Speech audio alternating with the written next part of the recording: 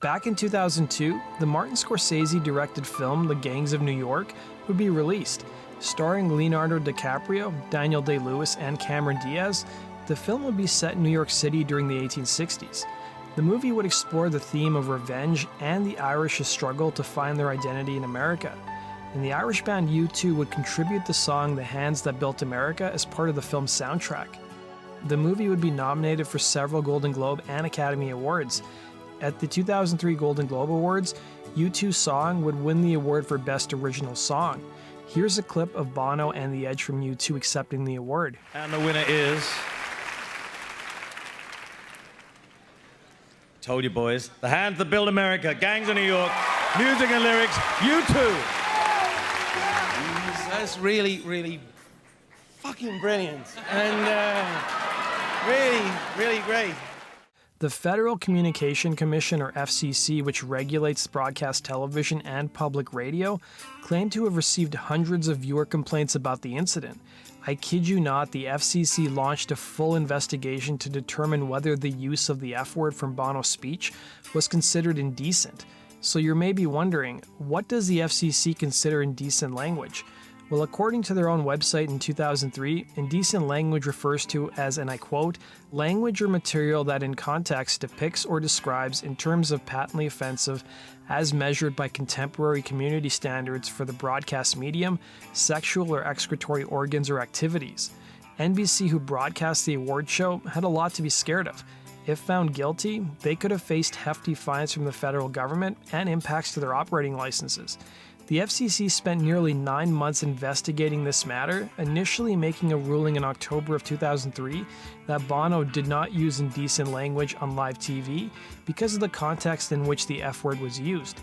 The Enforcement Bureau put out a statement saying that Bono's comment was not indecent or obscene because he did not use the F-word to describe a sexual act, stating, "The performer used the F-word as an adjective or expletive to emphasize an exclamation," they'd say. Meanwhile, the Parents Television Council, or PTC, which is a special interest group who claims to have more than 1 million members and pushes for media censorship, appealed the decision, putting out a statement to the LA Times saying they don't take indecency seriously, and that's why you see it proliferating on the broadcast airwaves. Now, apparently the ruling by the FCC also garnered almost 250,000 angry responses from the public, according to the newspaper. U2 wasn't out of the woods yet, though. Going forward, the Golden Globes were aired on a 10-second delay. And fast forward to 2004, during the Super Bowl halftime show, and the infamous Janet Jackson nip-slip would happen that seemed to offend the entire nation. This is exactly what happened. I was sitting at a neighbor's party on a couch watching the halftime show, and first of all, it sort of jumped out at me that, wow, this is a little racier than usual, because the dance is pretty wild as it was, and so I was watching, and all of a sudden I saw it, and I turned to my neighbor and I said, "Did you just see what I just saw, or am I dreaming?" He goes, "I think so." And we still weren't sure. And I went home and fired up my TiVo and started rewinding and realized, oh my God. And then the news started going, and I just said to turned to my wife and I said, tomorrow's gonna really suck. And it did.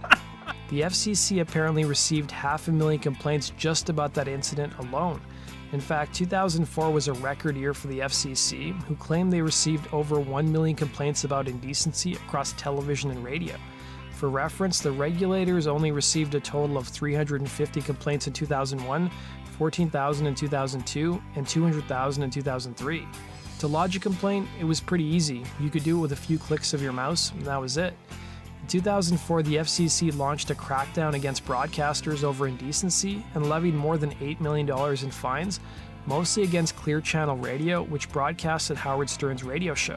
By March of 2004, the FCC would end up reversing their original ruling about Bono's use of the F-word.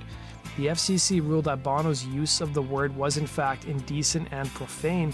It marked a dark shift for the FCC, who are now going after broadcasters regardless of the context of how the word was used. Before the ruling in 2004, isolated and non-sexual use of the expletive was not necessarily considered indecent. Lucky for Bono and NBC, the federal government decided not to lob fines against them.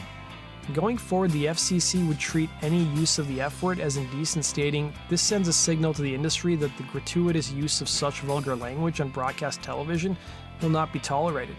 In 2004, radio host Howard Stern set a record for the largest fine in history, getting a $1.7 million fine by the federal government. Stern's broadcaster Clear Channel paid the fine, and it was no surprise that Stern would announce the same year he was moving to satellite radio, which the federal government couldn't touch because it's a paid service. That does it for today's video, guys. Thanks for watching. Be sure to like button and subscribe, and we'll see you again on Rock and Roll True Story sticker.